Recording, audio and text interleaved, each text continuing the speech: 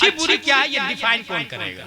यही कमजोरी यही आ रही है। जो वार्ड अध्यक्ष है वो अल्लामा बन जाता है, जो अल्लामा है वो किसी नेता से कम नहीं समझता है, जो पैसा वाला है वो भी डॉन बन जाता और नेता भी बन जाता, वो आलिम को भी फतवा अपने हिसाब से देने के लिए कहता है। अच्छी बुरी में तमीज कौन करेगा? इसको समझाने के लिए ये देखें आप, समझने के लिए कि एक साल भर का बच्चा, साल भर के बच्चा के हाथ में आप दे दे डायमंड, वो बच्चा क्या करेगा? अपनी मम्मी से ऐसा बोलेगा, mom please save it, it is diamond, ऐसा बोलता है, बल्कि सीधा वो मुंह में लेगा या तो नाली में फेंक देगा। गौर कीजिएगा, क्यों? He cannot understand value of diamond. वो डायमंड की वैल्यू नहीं जानता, इसलिए throw away from himself, वो फेंक दिया। आप डायमंड की वैल्यू जानते हैं, इसलिए आप लोगों से बच बचा के हिफाजत से रखें, तिजोरी में बंद करें, मौका महल के हिसाब से उसको बेचेंगे और इस्तेमाल करेंगे। You know value of diamond better than child. उस बच्चे से आप अच्छा अफजल वाला समझते हैं। Just like अपना जो इस्लाम है ये एक डायमंड से खरीदा नहीं जा सकता, बल्कि करोड़ों डायमंड भी इस्लाम के किसी एक पार्ट के मुकाबले में नहीं हो सकता। इस्लाम क्या है इसको कौन समझेगा? इसको वो समझेगा जो बुजुर्ग होगा, जो बड़ा होगा, जो होशियार होगा, जो पढ़ा लिखा होगा। और ये बुजुर्ग बड़ा होशियार पढ़ा लिखा ये कॉन्वेंट में नहीं होता, ये सेंट पायस में नहीं होता, ये सेंट जोसेफ में नहीं होता, ये लिटिल फ्लावर में नहीं होता। अलीगढ़ से पढ़ने वाला पढ़ा लिखा नहीं होता, कैम्ब्रिज से पढ़ने वाला पढ़ा लिखा नहीं होता, जेएनयू से पढ़ने वाला पढ़ा लिखा नहीं होता, कैम्ब्रिज से, ऑक्सफोर्ड से और बगदाद यूनिवर्सिटी से, कतर यूनिवर्सिटी से, विश्वविद्यालय से पढ़ने वाला ये पढ़ा लिखा नहीं होता है। ईमान की वैल्यू को समझने के लिए पढ़ा लिखा उसको कहते हैं जो यसरनल कुरान पढ़ता है, फिर अम्मा पारा पढ़ता है, फिर कुरान शरीफ पढ़ता है, फिर अनवार शरीयत पढ़ता है, फिर बहार शरीयत पढ़ता है, फिर कंजुल ईमान पढ़ता है, फिर फतावा रज़विया पढ़ता है, या फतावा रज़विया पढ़े या फतावा रज़विया की बात मानता है, तब वो समझेगा इस्लाम की वैल्यू क्या है। अगर न वो पढ़ा लिखा है न वो पढ़े लिखे की बात मानता है तो उसके सामने भी इस्लाम को रख दे, वो इस्लाम को नाली में फेंक देगा, जैसे वसीम रिजवी ने फेंक दिया है। नरसिंहानंद की बातें लोगों ने मानी है, अहले हदीस की में लोग चले गए हैं, आरएसएस बजरंग दल ज्वाइन किया है, बीजेपी में जो मुस्लिम गए हैं। आपको क्या लगता है उसका इस्लाम स्ट्रॉन्ग है? हरगिज़ नहीं। वो कभी पूजा भी कर लेते हैं, कभी अल्लाह अल्लाह भी करते हैं, कभी मजार पे सलाम भी कर लेते हैं, अजमेर में चादर भी चढ़ा लेते हैं। ऐसा इंसान मोमिन नहीं हो सकता। हत्ता यमीज़ल्लाहुल खबीसा मिनत तय्यिब, अल्लाह ने पाक को नापाकी से अलग कर दिया है और अलग करने के लिए नबी को भेजा है, नबी के बाद में मुजद्दिदों को भेजा है, नबी के बाद में हजरत अली आए हैं, नबी के जमाने में अली थे, उनके बाद में हुसैन और हसन आए, उनके बाद में इमाम ज़ैनुल आबिदीन है, इमाम ज़ैनुल आबिदीन के बाद में इमाम मोहम्मद बिन अली बाक़िर आए, इमाम जाफर सादिक आए, इमाम मूसा काज़िम आए, इमाम अली रज़ा आए, मारूफ करखी आए, अहमद सिद्दीक़ सक़ती आए, जुनैद बगदादी आए। बल्कि मैं ये कहूंगा पहली सदी हिजरी के मुजद्दिद उमर बिन अब्दुल अजीज आए, ताकि बातिल को पाक से हक से अलग कर दे, नाहक को हक से अलग कर दे। दूसरी सदी हिजरी में इमाम अबुल हसन अशरी आए, तीसरी सदी हिजरी में इमाम अबू हामिद अल अस्फराइनी आए, चौथी सदी हिजरी में इमाम गजाली है। इसी तरह अल्लाह ने पांचवी सदी हिजरी, छठवीं सदी हिजरी इमाम फखरुद्दीन राजी, सातवीं सदी हिजरी इमाम तक़ियुद्दीन अद-दक़ीक़, आठवीं सदी हिजरी इमाम ज़ैनुद्दीन इराक़ी, नवीं सदी हिजरी अल्लामा जलालुद्दीन सुयूती, 10वीं सदी हिजरी मुल्ला अली कारी, 11वीं सदी हिजरी मुजद्दिद अल-फ़ैसानी, 12वीं सदी हिजरी शाह अब्दुल अजीज है और 13वीं 14वीं सदी हिजरी में अल्लाह ने इमाम अहमद रज़ा खान को पैदा फरमाया है। ये सब पाक को नापाक से अलग करने के लिए आए। आज का इंसान अगर बोलता है दोनों सही है, यकजाई होना चाहिए, यूनिटी होना चाहिए, याद रखे यूनिटी इस्लाम के दरमियान होगी, काफिर और मुशरिक के दरमियान यूनिटी नहीं हो सकती है। इस्लाम ने पैगाम दिया अल जमा मा वाफक़ल हक़ व इन कुंत वहदक, अगर तुम तन्हा हो अहले सुन्नत व जमात अकेले ही रहोगे, बशर्ते के हक के साथ में हो। तुम हक अगर तुम्हारे साथ है, तुम हक के साथ हो तो तुम ही हक पर हो, अहले सुन्नत व जमात तुम ही हो। लिहाजा कभी भी जो बातिल के साथ में है वो हक पे नहीं हो सकता है। हक पर वो है जो अल्लाह उसके रसूल की कानून को मानता है, लोग चाहे उसे माने वो अल्लाह को मानता है, इतना काफी है कि अल्लाह उसे मानता है।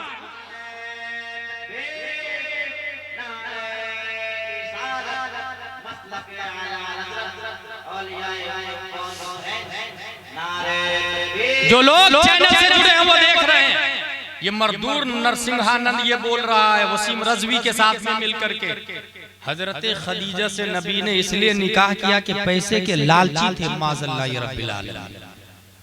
अंदाजा लगाए हमारे नबी की इज्जत पर कैसे हमले हो।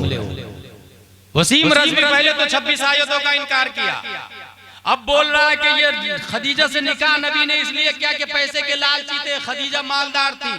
उस मरदूद शहादा वाजिबुल कत्ल को ये पता नहीं कि उसी नबी से पहाड़ ने कहा था हजरत आप कहिए ना मैं सोना बन के आपके साथ में चलता हूं, और नबी ने कहा ना, अगर लालच की बात होती तो पहाड़ को, बल्कि पहाड़ ही नहीं पूरी दुनिया को नबी कह देते कि सब के सब डायमंड में कन्वर्ट हो जाओ। उस वक्त की नहीं, अभी की बात भी कर रहा, अभी भी नबी जो कह दे वही होता है। मेरे ताजु शरीय फरमाते जहां में उनकी चलती है वो दम में क्या से क्या कर दे, जमीन को आसमां कर दे, सुरैया को सरा कर दे, फजा में उड़ने वाले यूं नहीं इतराए निदा कर दे, वो जब चाहे जिसे चाहे उसे फरमा रवा। मेरे भाई नबी लालची नहीं थे, नबी तो ये चाहते थे कि हम सब के सब अल्लाह को माने, बुत परस्ती छोड़ दे, अमन शांति की दाई। वसीम रज़वी ये भी बोल रहा माज़अल्लाह रब्बिल आलमीन के नबी ने जो इस्लाम को बढ़ाया ना, ये गुंडों की जमात, असल में जिस कबीले से वो ताल्लुक रखता है ना उसी की बात करेगा। अपने ही जैसा समझ रहा कि हम गुंडों से आगे बढ़ रहे हैं, अमेरिका और यहूदी के डॉलर से आगे बढ़ रहे हैं, तो नबी के बारे में भी ये लिख रहा है माज़अल्लाह रब्बिल, गुंडों की जमात से नबी ने इस्लाम को आगे बढ़ाया। आप लोग अगर अदना भी ईमान का दर्जा बाकी है और जो जुमा की तकरीर सुनता है तो वो ये बात जरूर सुना होगा कि उमर जैसे डॉन, उमर जैसे डॉन नबी ने तलवार से नहीं इस्लाम लाने के लिए कहा, वो तलवार लेके कत्ल करने जा रहे थे, वो तलवार लेके कत्ल करने जा रहे थे। नबी तो शांति के पैगंबर थे, शांति के दाई। बहन को मारा भी इस जुर्म पर कि तुम इस्लाम लाई, उसको किस गुंडों ने कहा कि तुम इस्लाम लाओ नहीं तो उड़ा दूंगा। उमर से भी बड़ा गुंडा हालत कुफ्र में कोई हो सकता है क्या? मगर वो उमर है, इस्लाम लाने के बाद अबू जहल जैसे मरबूत के दरवाजे पर जाते, अबू जहल मैं हिजरत कर रहा हूं, हिम्मत है तो रोक के बता, हिम्मत है तो रोक के बता। डर के मारे दूसरे सहाबा छुप रहे हैं, मारे जा रहे हैं, दर्द दिया जा रहा, तकलीफ दी जा रही, कोड़े लगाए जा रहे हैं, मगर उमर शान से अबू जहल हिम्मत है तो रोक के बता। मन अरादा अन तस्कला उम्मुहु व यतमा वलदहु व तुरमिल ज़ौजतहु फलयल्क़िनी वरा हादल वादी। मैं जा रहा हूं हिजरत करके, हिम्मत है तो आ जा इस मैदान में। किसी की हिम्मत नहीं। वो उमर को किसने कहा ईमान लाने के लिए? गुंडों की जमात ने, तलवार ने, दहशतगर्दी ने। यकीनन ये नबी को डैमेज करने वाली बात, नबी की इज्जत पर अटैक है। और जिस तरीके से मुल्क के मुख्तलिफ हिस्सों में नामूसे रिसालत पर हमले हो रहे हैं, हमारे कानों में जब भी आवाज आए कि नबी की इज्जत पर खड़े हो जाइए, तो याद रखिए जो जिस पोजीशन में हो उसी पोजीशन में खड़ा हो जाए, यही ईमान है। और जिस तरह नमाज फर्ज है उसी तरह वहां उस वक्त निकल जाना मैदान में, ये भी फर्ज है, याद रखिएगा। और जब भी उलमा कहे कि अब मैदान में आइए, नबी की इज्जत पर हमला हो रहा है, तो सब के सब उसी पोजीशन में, लुंगी में है तो लुंगी में, बनियान में है तो बनियान में, कोट पैंट में है तो कोट पैंट में, जो जिस हालत में उसी हालत में, जहां से है वहीं से घर नहीं लौटेगा। घर लौटना हराम अशद हराम है। वो सीधा मैदान में आएगा और कहेगा लब्बाइक लब्बाइक लब्बाइक या रसूल अल्लाह, लब्बाइक लब्बाइक लब्बाइक या रसूल अल्लाह, लब्बाइक लब्बाइक लब्बाइक या रसूल अल्लाह, लब्बाइक लब्बाइक लब्बाइक या रसूल अल्लाह। या रसूल अल्लाह हम हाजिर हैं, जान दे सकते हैं, औलाद दे सकते हैं, माल दे सकते हैं, वतन दे सकते हैं, घर दे सकते हैं, मगर नबी का दिया हुआ नामूस नहीं दे सकते।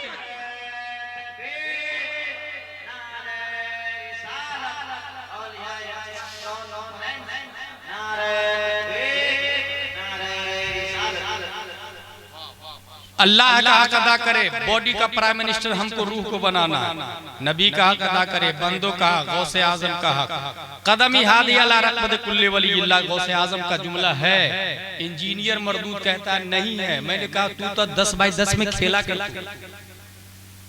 सरिया सीमेंट कितना लगेगा, इंजीनियर है, उस लाइन की बात करना।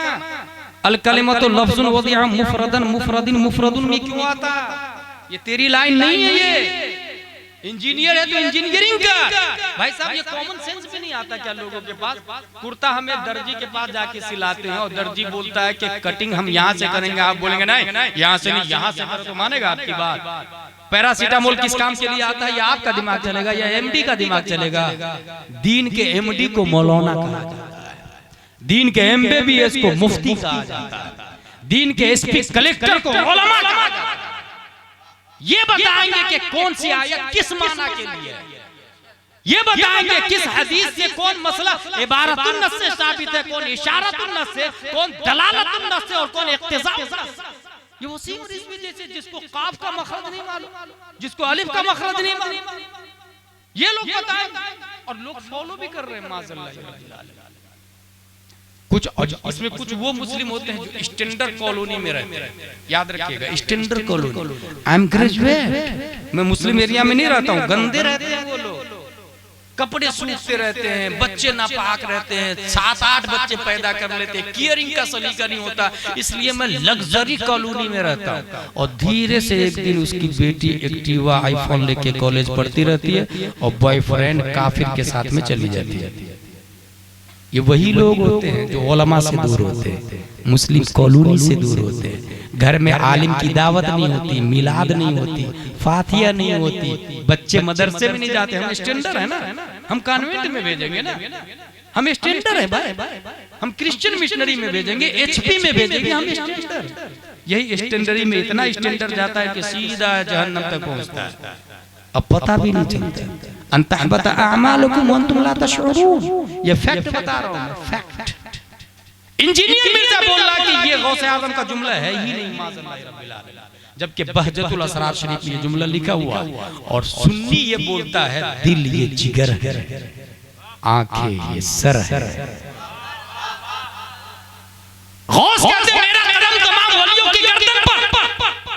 मरदूद बोलता है ये गौस का जुमला नहीं। बरेली का मुफ्ती आजम हिंद बोलते हैं दिल ये जिगर है, आंखें ये सर है, जहां चाहो रखो कदम गौसे आज़म। गौस का हक अदा करे, मुल्क बॉडी का प्राइम मिनिस्टर रूह को बनाना। अब आखिरी हक पीरो मुर्शिद का। वो क्या है? फतवा रज़विया शरीफ में लिखा है, जो नेमत रब देता है नबी को, बंदे के पास जो आती है नेमत वाया वाया वाया पीरो मुर्शिद के तवस्सुत से मुरीद के घर में नाज़िल होती है। ये लिखा हुआ। इसलिए अपने पीर का हक अदा करें। पीर होने के लिए 4 शर्तें हैं: सुन्नी होना, आलिम होना, फासिक मौलिन न होना, खिलाफत मुत्तसिल बिल मुस्तफा होना। और ये सब जानने के लिए एटलीस्ट जो करने का काम है वो ये कि आज ही रात में आप लोग प्लान कर लीजिएगा। करना क्या है? What do I do? It is not tough. How do I do? It is very tough. मैंने जो बातें बताई आपको बहुत सारे लोग बता दें, ये कमी है, ये कमी है, ये कमी। सही करने के लिए शुरू कहां से करें, कैसे, वो बता। हर शख्स अपने मोहल्ले के मकतब पे तवज्जो दे। 2 टाइम क्लास लगाए, सुबह भी शाम भी। 2 घंटे सुबह, 2 घंटे शाम। और मकतब में पढ़ाई सिर्फ अरबी नहीं होनी चाहिए, कुरान शरीफ की। उसकी मीनिंग तो उर्दू में है ना, इसलिए अरबी के साथ में उर्दू भी। और अरबी पढ़ने वाला एक बार नहीं 10 बार कुरान शरीफ पढ़ ले, सवाब तो मिलेगा उसको। लेकिन वुजू को फर्ज किस आयत से साबित है ये नहीं बता सकता। रोजा किस आयत से फर्ज हुआ ये नहीं बता सकता। वसीम रिज़वी बातिल है कौन सी आयत से साबित है ये नहीं बता सकता। इसलिए अरबी के साथ में उर्दू भी पढ़ा। उसके लिए ये लाजिम कर ले कि मैं अपने बेटे की शादी उस औरत से नहीं करूंगा जो औरत उर्दू नहीं जानती। ये प्लान कर ले, हर नौजवान भी और माँ बाप भी अपने घर में बहू उस औरत को लाऊंगी नहीं। औरत ये सोच ले, सास ये प्लान कर ले, माँ अपने बेटे की शादी उस लड़की से करूंगी जो लड़की उर्दू दाऊं। कॉलेज है या नहीं, आई डोंट केयर। स्कूल जाती कि नहीं, नर्स है कि नहीं, आई डोंट केयर। कंजुल ईमान पढ़ी है कि नहीं पढ़ी, बाहर शरीयत पढ़ना कि नहीं आता कि नहीं आता, ये देख ले। इसके लिए मकतब में सुबह शाम 2 घंटे की क्लास, सुबह 2 घंटे की शाम। लड़कियों को आलिमा पढ़ाए और लड़कों को आलिम साहब पढ़ाए, और एक भी घर छूटना नहीं चाहिए। 5 साल तक ये मेहनत करे कंटिन्यू, डोर टू डोर। हजरत अपने बच्चे को मकतब में भेजे। और मोहल्ले में ऐसा भी होता है कि सब बच्चे आ जाते हैं तो 100 बच्चे होते हैं एक शिफ्ट में, और एक ही इमाम होता है। ऐसी सूरत में 2 इमाम, 2 से नहीं काम चले 3 इमाम, और तनख्वाह 10,000 नहीं 20,000। 20,000 से काम नहीं चले 40,000, 40 से काम नहीं करे 80,000। हर इमाम के पास एक 4 व्हीलर होनी चाहिए, 1 लाख रुपया कैश होना चाहिए, स्टैंडर्ड मोबाइल होना चाहिए। उसके अलावा तबीयत खराब हो तो अलग से पब्लिक की तरफ से फैसिलिटी होनी चाहिए। एसपी कलेक्टर को जो फैसिलिटी दी जा रही है वो बातिल है, ये हक उलमाए किराम का, क्योंकि असल में खातिमे कौम व मिल्लत ये होते हैं। अल उलमा वरसतुल अंबिया कलेक्टर को नहीं कहा गया है, आलिम को कहा गया, आलिम को कहा गया। इसको समझें आप। इसलिए 2 घंटे की क्लास सुबह, 2 घंटे की शाम। लड़की को आलिम साहब नहीं पढ़ाएंगे ना, आलिम साहब गुनाह कर सकते। किसने कहा आलिम साहब गुनाह नहीं कर सकते? भाई आप मोहब्बत करें इस अकीदे के साथ में कि वो गुनाह कर सकते, यही इस्लाम है। आलिम से मोहब्बत करे इस नजरिए के साथ वो खता कर सकते। अगर आपने कहा कि खता नहीं कर सकते तब तो इंसान से हटा दिया, वो तो मासूम बना दिया। इसलिए आलिम से मोहब्बत करें, पढ़ाए। लड़कियों को आलिम साहब नहीं पढ़ाएंगे, आलिमा पढ़ाए। आलिमा हो नहीं तो जो नौजवान शादी करने के मूड में है वो आलिमा लेकर के आए, अपनी माँ से बाप से कहे कि मैं स्कूल वाली से शादी नहीं करूंगी, आलिमा से शादी।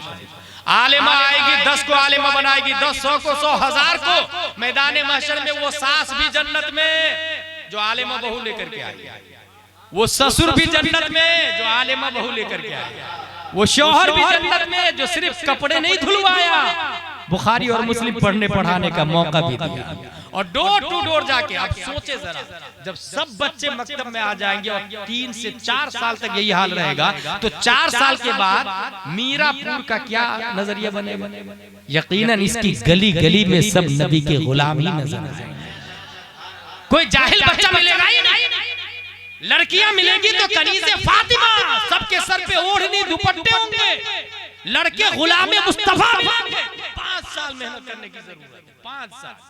अब हमें नहीं बताना पड़ेगा कि वसीम रिजवी कौन है, वो बच्चा खुद ही कहेगा he is cheater, he is liar, he is बातिल बातिल बातिल। वो खुद ही फैसला करेगा। By education I will be Sunni. Education के जरिए उसको सुन्नी। डोर टू डोर जाके थोड़ी सी मेहनत करनी पड़ेगी। हो सकता है कुछ सरफिरा ये बोले, who are you interfere in my personal life, it is my house, it is our personal matter. मेरी बच्ची है, मेरा बेटा है, पढ़ाऊं या नहीं पढ़ाऊं, आपको क्या लेना देना इससे? तब कहिएगा है लेना देना। ये जो तुम बोल रहे हो ना, ये तुम्हारा पर्सनल मामला, ये तुम्हारा पर्सनल नहीं है।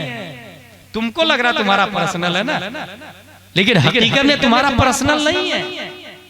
क्योंकि जिस दिन तुम्हारे घर में अगर कोई काफिरा आएगी तो पूरा मोहल्ला बदनाम होगा। तुम्हारे घर से तुम्हारी बेटी किसी काफिर के साथ चली जाएगी तो लोग ये नहीं कहेंगे फला की बेटी चली गई, ये कहेंगे मीरापुर से एक लड़की भाग गई है काफिर के साथ। आया पूरे मोहल्ले का ना आया। किसने कहा पर्सनल मैटर है? भाई पर्सनल मैटर ही मुल्क का मैटर होता है, किसी का पर्सनल नहीं होता, क्योंकि मुल्क नाम ही है पर्सनल। मुल्क का वजूद खारिज में नहीं होता, मुल्क हर किसी न किसी इंसान की शक्ल में होता है मुल्क, और हर इंसान के मजमूआ को मुल्क कहा जाता है। इसलिए मेरे भाई आपका पर्सनल मामला नहीं, मेहनत करें। बेजे मकतब आपकी बेटी स्कूल जा रही, मैं नहीं रोक रहा, जाने दो स्कूल, लेकिन मदरसा भी पढ़ेगी पढ़ेगी पढ़ेगी। लड़े फाइट, एक दो झापड़ ही मारेगा फिर भी जाए उसके पास, भेज मकतब में भेज अपनी बेटी को, बेटा को भेज। जब वो बहुत ज्यादा परेशान होगा तो आपके खिलाफ केस कर देगा। थाने से टीआई आदमी भेजेगा, पुलिस उठा के ले जाएगी और आपको बंद कर दिया जाएगा अंदर। अब आपकी बीवी बोलेगी क्या जरूरत थी, मोहल्ले में आप ही थे क्या? तब बीवी को कहिएगा अगर यही नबी ने सोच लिया होता तो क्या मीरापुर में आज हम मुसलमान होते?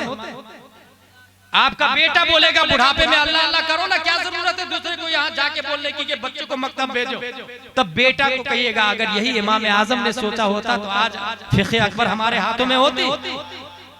अपने फाइट करना पड़ेगा। हम सोच रहे बगैर मेहनत के आगे बढ़ जाए, ये हो नहीं सकता भाई साहब। और जेल में रहे और लोग ताना दे, देख तू जेल में चला गया ना, मैं तुझसे अच्छा हूं ना, तब कहिएगा नहीं कैसे तू अच्छा मुझसे, मैं जेल में हूँ तो दीन की खातिर ना। और जो दीन की खातिर जेल में जाता है उसे इमाम अहमद बिन हम्बल कहते हैं। 28 महीने जेल में रहे एक ही मसला की खातिर। जो दीन की खातिर जेल जाता है वो शमसुल अइम्मा सरखसी है, जो 12 साल जेल में रहे। खाकान के टैक्स वाले मसले जीएसटी के खिलाफ फतवा देने के जुर्म 12 साल जेल में रहे हैं। जो दीन की खातिर जेल जाता है उसे मुजद्दिद अल्फसानी कहते हैं। जो अकबर के दीन इलाही के खिलाफ जेल में 7 साल तक जेल में रहे, 7 साल, लेकिन मिशन से बात किया, हिम्मत नहीं हारी। जेल से बाहर निकले तो पहले से ज्यादा स्पीड से काम करना शुरू कर दिया। और जो भी दीन की खातिर जेल जाता है, दीन उसी की वजह से जिंदा भी हो जाता है, दीन उसी की वजह से जिंदा हो जाए। और ऐसे ही इंसान को अर्तुरुल गाजी कहा जाता है। और जहां अर्तुरुल गाजी होगा वहां सादतीन भी होगा, कुबैक होगा, वहां नोयान होगा। जहां अर्तुरुल गाजी होगा वहां गुंडे मवाली मुस्लिम में भी होंगे। मगर बगैर फाइट किए हम सोचे अल्लाह ताला कुछ कर दे, कुछ कर दे। मीरापुर में शरीफ इंसान को भेज, वली इंसान को भेज, मेरे घर में शरीफ बेटा दे दे, मेरा बेटा मेरी बेटी अच्छी रहे, मेरी इज्जत को बचाए। ला इलाहा इल्लल्लाह, हर शख्स की दुआ ये नहीं होती। मगर वो झूठ बोल रहा है, क्योंकि शराफत मदरसे में बनाई जाती है, न कि स्कूल में बनाई जाती है। बच्चा स्कूल जा रहा और दुआ कर रहा, शराफत। बच्चे स्कूल जा रहा और दुआ कर रहा है अल्लाह मेरे घर में शरीफ बच्चा दे। कहां से शरीफ बनेगा? शराब हराम है ये मदरसे में बताया जाता, कॉन्वेंट में नहीं बताया जाता। वहां तो पास किया गया, कानून को पास किया जाता कि शराब अलाउ है। इसलिए साइड से अलग हट के तन्हाई में जाके सोचे कि ये जो हो रहा है, हम जिसका हिस्सा बने हैं, हम उससे बाहर कैसे आए। अगर आपने सोच लिया तो मैं समझता हूँ आप ही इनकलाब ला सकते हैं। और ये सिर्फ तकरीर अच्छी हुई ये नहीं कहिएगा, बुरी हुई तकरीर ये कहे, लेकिन कल से ये करे जो मैं बोल रहा हूँ। अगर आपने ये प्लान कर लिया कि मैं अपने मोहल्ले में जो जहां से आए हैं वो ये प्लान कर ले कि इमाम साहब से कल जाके मिलेंगे और कहेंगे मकतब में एक भी बच्चा इस मोहल्ले का छूटना नहीं चाहिए। अगर ये काम कर लिया आपने तो 5 साल के बाद इसका रिजल्ट आएगा कि तकरीर क्या हुई। वमा अलैना इल्लल बलाग, परवरदिगार आलम जिन लोगों ने थामे दिन में कदम सुख ने हिस्सा लिया, दारुल उलूम मदरसा इस्लामिया का ताउन किया, दस्तार बंदी हुई।